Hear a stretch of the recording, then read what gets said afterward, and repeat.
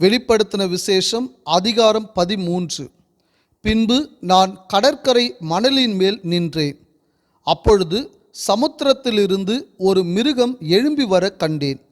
அதற்கு 7 தலைகளும் 10 கொம்புகளும் இருந்தன. அதன் கொம்புகளின் மேல் 10 முடிகளும் அதன் தலைகளின் மேல் தூஷணமான நாமமும் இருந்தன. நான் கண்ட மிருகம் சிறுத்தையைப் போல் இருந்தது. அதன் கால்கள் கரடியின் கால்களைப் போலவும் அதன் வாய் சிங்கத்தின் வாயைப் போலவும் இருந்தன. வலு சர்ப்பமானது தன் பலத்தையும் தன் சிங்காசனத்தையும் மிகுந்த அதிகாரத்தையும் அதற்கு கொடுத்தது. அதன் தலைகளில் ஒன்று சாவுக்கேதுவாய் காயப்பட்டிருக்க கண்டேன். ஆனாலும் சாவுக்கேதுவான அந்த காயம் சொஸ்தமாக்கப்பட்டது. பூமியில் உள்ள யாவரும் ஆச்சரியத்தோடே அந்த மிருகத்தை பின்பற்றி அந்த மிருகத்திற்கு அப்படிப்பட்ட அதிகாரம் கொடுத்த வலு சர்ப்பத்தை வணங்கினார்கள். அல்லாமலும் மிருகத்திற்கு ஒப்பானவன் யார், அதனோடே யுத்தம் பண்ணத்தக்கவன் யார் என்று சொல்லி மிருகத்தையும் வணங்கினார்கள். பெருமையானவைகளையும் தூஷணங்களையும் பேசும் வாய் அதற்கு கொடுக்கப்பட்டது. அல்லாமலும் 42 மாதம் யுத்தம் பண்ண அதற்கு அதிகாரம் கொடுக்கப்பட்டது. அது தேவனை தூஷிக்கும்படி தன் வாயை திறந்து அவருடைய நாமத்தையும் அவருடைய வாசஸ்தலத்தையும் பரலோகத்தில் வாசமாயிருக்கிறவர்களையும் தூஷித்தது. மேலும் பரிசுத்தவான்களோடே யுத்தம் பண்ணி அவர்களை ஜெயிக்கும்படிக்கு அதற்கு அதிகாரம் கொடுக்கப்பட்டதும் அல்லாமல் ஒவ்வொரு கோத்திரத்தின் மேலும் பாஷைக்காரர் மேலும் ஜாதிகள் மேலும் அதற்கு அதிகாரம் கொடுக்கப்பட்டது. உலகத் தோற்றம் முதல் அடிக்கப்பட்ட ஆட்டுக்குட்டியினுடைய ஜீவ புஸ்தகத்தில் பேர் எழுதப்பட்டிராத பூமியின் குடிகள் யாவரும் அதை வணங்குவார்கள். காதுள்ளவன் எவனோ அவன் கேட்க கடவன். சிறைப்படுத்தி கொண்டு போகிறவன் சிறைப்பட்டு போவான். பட்டயத்தினாலே கொல்லுகிறவன் பட்டயத்தினாலே கொல்லப்பட வேண்டும். பரிசுத்தவான்களுடைய பொறுமையும் விசுவாசமும் இதிலே விளங்கும். பின்பு வேறொரு மிருகம் பூமியிலிருந்து எழும்ப கண்டேன். அது ஒரு ஆட்டுக்குட்டிக்கு ஒப்பாக 2 கொம்புகளை உடையதாயிருந்து வலு சர்ப்பத்தைப் போல பேசினது. அது முந்தின மிருகத்தின் அதிகாரம் முழுவதையும் அதன் முன்பாக நடப்பித்து சாவுக்கேதுவான காயம் ஆற சொஸ்தமடைந்த முந்தின மிருகத்தை பூமியும் அதன் குடிகளும் வணங்கும்படி செய்தது. அன்றியும் அது மனுஷருக்கு முன்பாக வானத்திலிருந்து பூமியின் மேல் அக்கினியை இறங்க பண்ணத்தக்கதாக பெரிய அற்புதங்களை நடப்பித்து மிருகத்தின் முன்பாக அந்த அற்புதங்களை செய்யும்படி தனக்கு கொடுக்கப்பட்ட சத்துவத்தினாலே பூமியின் குடிகளை மோசம் போக்கி பட்டயத்தினாலே காயப்பட்டு பிழைத்த மிருகத்திற்கு ஒரு சொரூபம் பண்ண வேண்டுமென்று பூமியின் குடிகளுக்கு சொல்லிற்று. மேலும் அம்மிருகத்தின் சொரூபம் பேசத்தக்கதாகவும் மிருகத்தின் சொரூபத்தை வணங்காத யாவரையும் கொலை செய்யத்தக்கதாகவும் மிருகத்தின் சொரூபத்திற்கு ஆவியை கொடுக்கும்படி அதற்கு சத்துவம் கொடுக்கப்பட்டது. அது சிறியோர் பெரியோர் ஐஸ்வர்யவான்கள் தரித்திரர் சுயாதீனர் அடிமைகள் இவர்கள் யாவரும் தங்கள் தங்கள் வலது கைகளிலாவது நெற்றிகளிலாவது ஒரு முத்திரையை பெறும்படிக்கும் அந்த மிருகத்தின் முத்திரையையாவது அதன் நாமத்தையாவது அதன் நாமத்தின் இலக்கத்தையாவது தரித்து கொள்ளுகிறவன் தவிர வேறொருவனும் கொல்லவும் விற்கவும் கூடாதபடிக்கும் செய்தது. இதிலே ஞானம் விளங்கும்.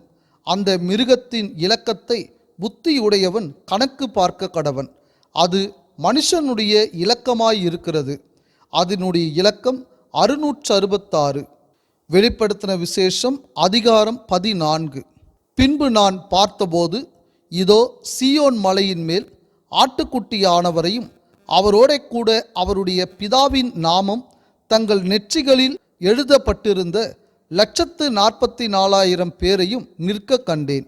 அல்லாமலும் பெருவெள்ள இரைச்சல் போலவும் பலத்த இடி முழக்கம் போலவும் ஒரு சத்தம் வானத்திலிருந்து உண்டாக கேட்டேன். நான் கேட்ட சத்தம் சுரமண்டலக்காரர் தங்கள் சுரமண்டலங்களை வாசிக்கிற ஓசையைப் போல் இருந்தது. அவர்கள் சிங்காசனத்திற்கு முன்பாகவும் 4 ஜீவன்களுக்கு முன்பாகவும் மூப்பர்களுக்கு முன்பாகவும் புது பாட்டை பாடினார்கள். அந்த பாட்டு பூமியிலிருந்து மீட்டு கொள்ளப்பட்ட 144,000 பேரே அல்லாமல் வேறொருவரும் கற்றுக்கொள்ளக்கூடாதிருந்தது. ஸ்திரீகளால் தங்களை கரைப்படுத்தாதவர்கள் இவர்களே, கற்புள்ளவர்கள் இவர்களே, ஆட்டுக்குட்டியானவர் எங்கே போனாலும் அவரை பின்பற்றுகிறவர்கள் இவர்களே. இவர்கள் மனுஷரிலிருந்து தேவனுக்கும் ஆட்டுக்குட்டியானவருக்கும் முதற் பலனாக மீட்டு கொள்ளப்பட்டவர்கள். இவர்களுடைய வாயிலே கபடம் காணப்படவில்லை. இவர்கள் தேவனுடைய சிங்காசனத்திற்கு முன்பாக மாசில்லாதவர்களாய் இருக்கிறார்கள். பின்பு வேறொரு தூதன் வானத்தின் மத்தியிலே பறக்க கண்டேன். அவன் பூமியில் வாசம் பண்ணுகிற சகல ஜாதிகளுக்கும், கோத்திரத்தாருக்கும், பாஷைக்காரருக்கும், ஜனக்கூட்டத்தாருக்கும் அறிவிக்கத்தக்கதாக நித்திய சுவிசேஷத்தை உடையவனாயிருந்து மிகுந்த சத்தமிட்டு தேவனுக்கு பயந்து அவரை மகிமைப்படுத்துங்கள். அவர் நியாயத்தீர்ப்பு கொடுக்கும் வேளை வந்தது. வானத்தையும் பூமியையும் சமுத்திரத்தையும் நீரூற்றுகளையும் உண்டாக்கினவரையே தொழுது கொள்ளுங்கள் என்று கூறினான்.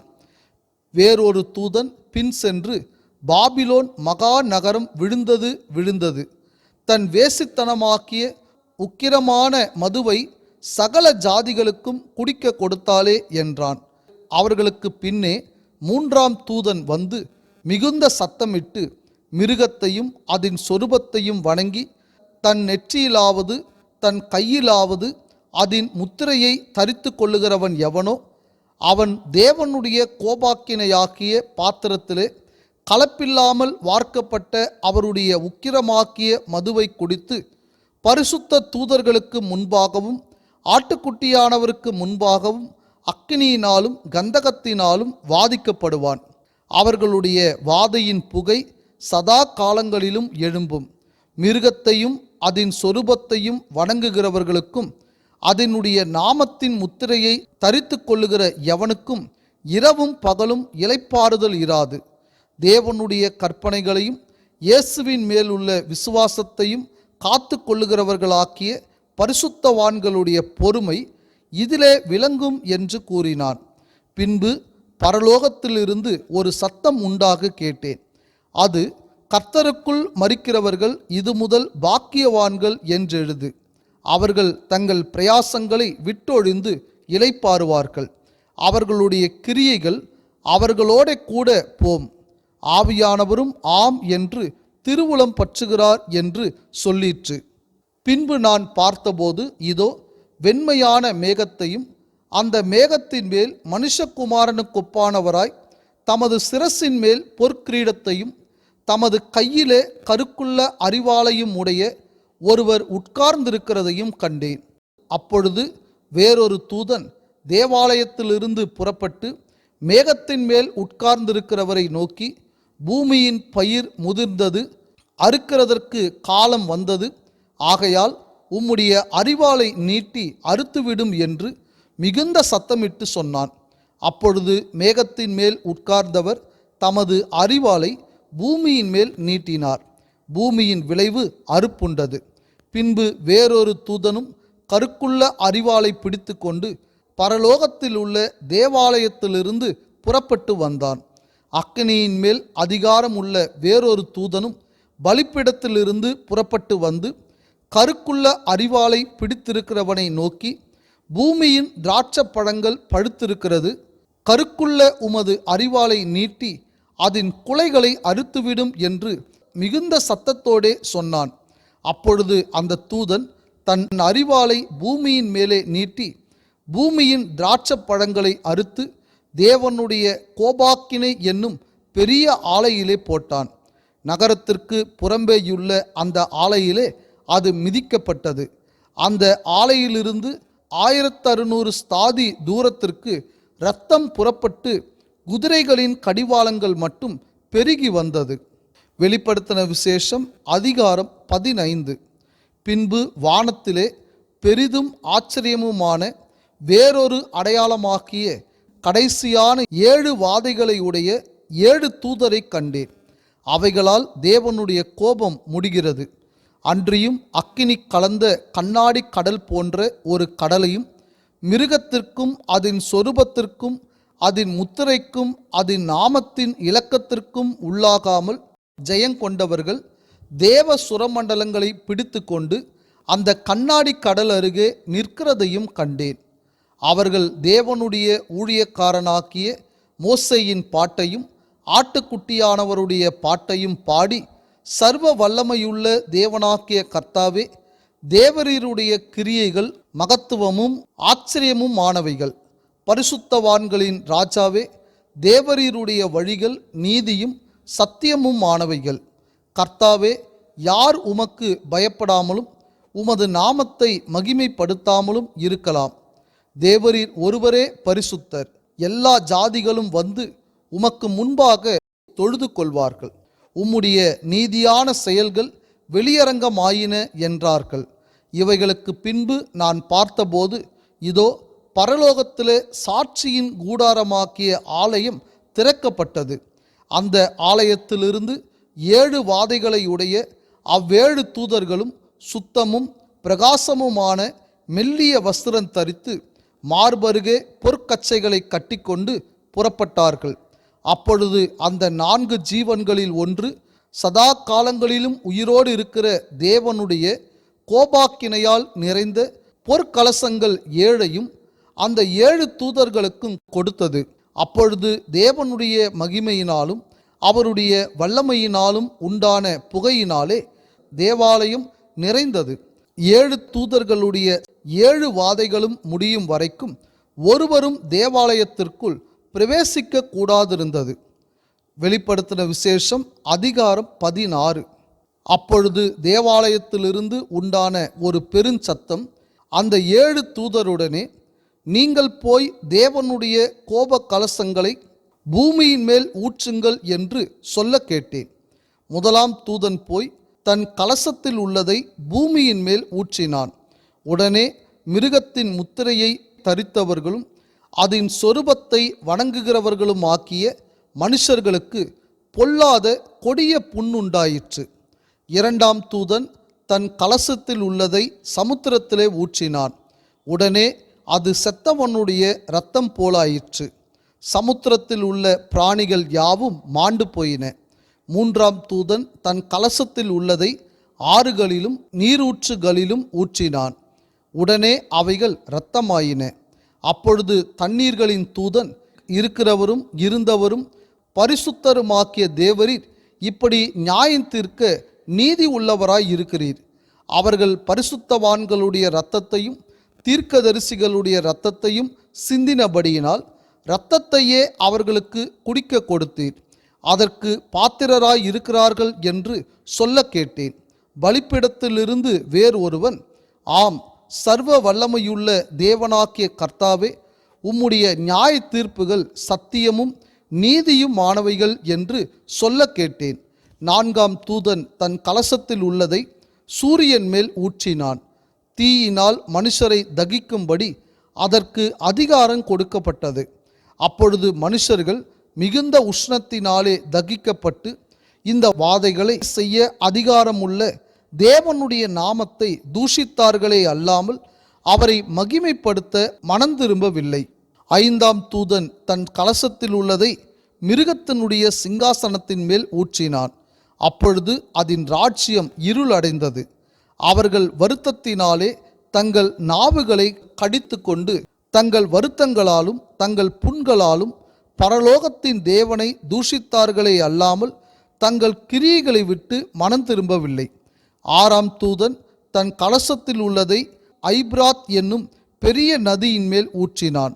அப்பொழுது சூரியன் உதிக்கும் திசையிலிருந்து வரும் ராஜாக்களுக்கு வழி ஆயத்தமாக்கும்படி அந்த நதியின் தண்ணீர் வற்றி போயிற்று. அப்பொழுது வலுசர்பத்தின் வாயிலும் மிருகத்தின் வாயிலும் கள்ள தீர்க்கதரிசியின் வாயிலும் இருந்து தவளைகளுக்கு ஒப்பான 3 அசுத்த ஆவிகள் புறப்பட்டு வர கண்டேன். அவைகள் அற்புதங்களை செய்கிற பிசாசுகளின் ஆவிகள். அவைகள் பூலோகம் எங்கும் உள்ள ராஜாக்களை சர்வ வல்லமையுள்ள தேவனுடைய மகா நாளில் நடக்கும் யுத்தத்திற்கு கூட்டி சேர்க்கும்படிக்கு புறப்பட்டு போகிறது. இதோ திருடனைப் போல் வருகிறேன். தன் மானம் காணப்படத்தக்கதாக நிர்வாணமாய் நடவாதபடிக்கு விழித்து கொண்டு தன் வஸ்திரங்களை காத்து கொள்ளுகிறவன் பாக்கியவான். அப்பொழுது எபிரேயு பாஷையிலே அர்மெகதோன் என்னப்பட்ட இடத்திலே அவர்களை கூட்டி சேர்த்தான். 7ஆம் தூதன் தன் கலசத்தில் உள்ளதை ஆகாயத்தில் ஊற்றினான். அப்பொழுது பரலோகத்தின் ஆலயத்தில் உள்ள சிங்காசனத்தில் இருந்து ஆயிற்று என்று சொல்லிய பெருஞ்சத்தம் பிறந்தது. சத்தங்களும் இடி முழக்கங்களும் மின்னல்களும் உண்டாயின. பூமி மிகவும் அதிர்ந்தது. பூமியின் மேல் மனுஷர்கள் உண்டான நாள் முதற்கொண்டு அப்படிப்பட்ட பெரிய அதிர்ச்சி உண்டானதில்லை. அப்பொழுது மகா நகரம் 3 பங்காக பிரிக்கப்பட்டது. புறஜாதிகளுடைய பட்டணங்கள் விழுந்தன. மகா பாபிலோனுக்கு தேவனுடைய உக்கிரமான கோபாக்கினையாக்கிய மதுவுள்ள பாத்திரத்தை கொடுக்கும்படி அது அவருக்கு முன்பாக நினைப்பூட்டப்பட்டது. தீவுகள் யாவும் அகன்று போயின. பர்வதங்கள் காணப்படாமற் போயின. தாளந்து நிறையான பெரிய கல் மழையும் வானத்திலிருந்து மனுஷர் மேல் விழுந்தது. அந்த கல் மழையினால் உண்டான வாதை நிமித்தம் மனுஷர்கள் தேவனை தூஷித்தார்கள். அந்த வாதை மகா கொடிதாயிருந்தது.